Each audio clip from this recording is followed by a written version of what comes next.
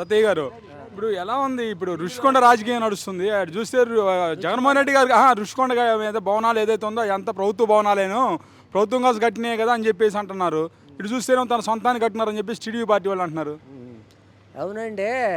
ఆయనకు అన్ని భవనాలు ఉన్నాయి. 40 లక్షలు ఎంత నెల వచ్చాక ఆదాయం వస్తున్నది. అవి పగలగొట్టి నేను ఏదో చించుతానని చేశాడు. ఇవాళ ఒక్క ఫ్యాన్ వచ్చి 3 లక్షలు ఖరీదు పెట్టాల్సిన పనే వచ్చింది. ఆ డబ్బు ఉంటే పోలవరం కాదా?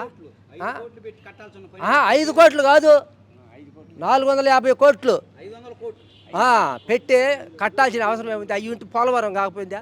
రాజధాని కాకపోయిందా? ఇవాళ ప్రజల రక్తం పిండి సారాయి 60 రూపాయలు ఉంది, 150 రూపాయలు చేశాడా?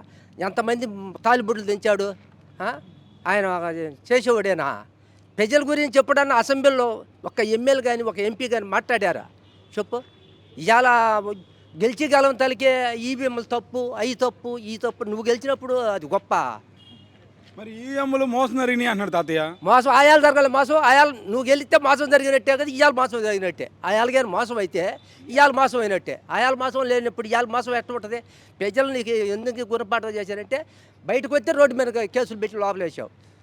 ఎర్రనాయుడు మలలు జబ్బయి కూకోలేక అల్లాడిపోతుంటే దెంగపై ఈ ఊరు మొత్తం తిప్పి నానా గెడి తినిపించారు. వాళ్ళ కడుపులో మండ ఉండదా?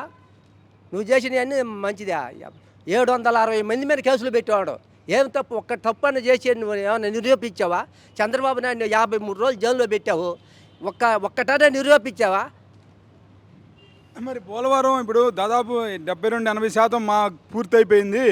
అదంతా చంద్రబాబు నాయుడు నిర్లక్ష్యం వల్ల ఇట్లా అయిపోయింది. అదే మేము ఉన్నట్టు కంప్లీట్ అయిపోయింది కదా అంటున్నారు కదా. నిర్లక్ష్యం కాదండి, 72% చేశాడు. అదే కాంట్రాక్ట్గా నా యాలు ఉంటే అనుభవం ఇప్పుడు కింద నుంచి వేసినోడికి అనుభవం ఉంటుంది, ఆ మధ్యలో వచ్చినోడికి అనుభవం ఉంటుంది. ఆయన ఏదో దాంట్లో కుంభకోణం చేశాడని ఏరే వాళ్ళని దానికి వచ్చి దాన్ని ఎత్తు వచ్చే దాన్ని కూడా తగ్గించి పోలవరాన్ని నాశనం చేశాడు. జీవనాడి ప్రాజెక్టుని. మరి రాజధాని అన్ని కడితే నువ్వు ఈ 5 ఏళ్ళు ఆన్నే చేసావుగా, ఆడ అన్నీ ఈ అన్నావుగా, నువ్వు డూప్లికేట్ అన్నావుగా. మరి ఆ డూప్లికేట్లో నువ్వు ఎడ చేసావు? నీకు ఒక రూలు వాళ్ళకి ఒక రూల్ ఉంటుందా? ఊరన్నా మాట్లాడితే మరి కొట్టే లోపల దిగెత్తువా? ఇవాళ మరి కడుపులో మండదా? ఇవాళ నువ్వు లేను వచ్చినవే లేదో మా మీద వస్తుండారు, కొట్టను వస్తుండారు అంటాడువే. ఈవీఎంలు బగలు దిగారే. ఈవీఎంలు బగలు ఎక్కడన్నా చరిత్రలో మన ఆంధ్రదేశం పుట్టి నాకు చరిత్రలో ఈవీఎంలు బగలు కొట్టిన నా కొడుకు ఒక్కడన్నా ఉండడా? వాళ్ళు ఎంత పొగురు నీ దగ్గర చచ్చుతాను ఉంటే కదా ఎమ్మెల్యే ఆ రకంగా చెల్లలేకపోయింది. వాడు అంటాడు అరగంట పావు గంట అంటాడు ఒకడు. వాడేమో చిరుసులు కోసుకొని పోతావు అంటాడు అంబడ వాడు నెల్లూరుడు. ఇవాళ ఆడిపోయి కోసం బొమ్మను ఇప్పుడు వచ్చి అందరినీ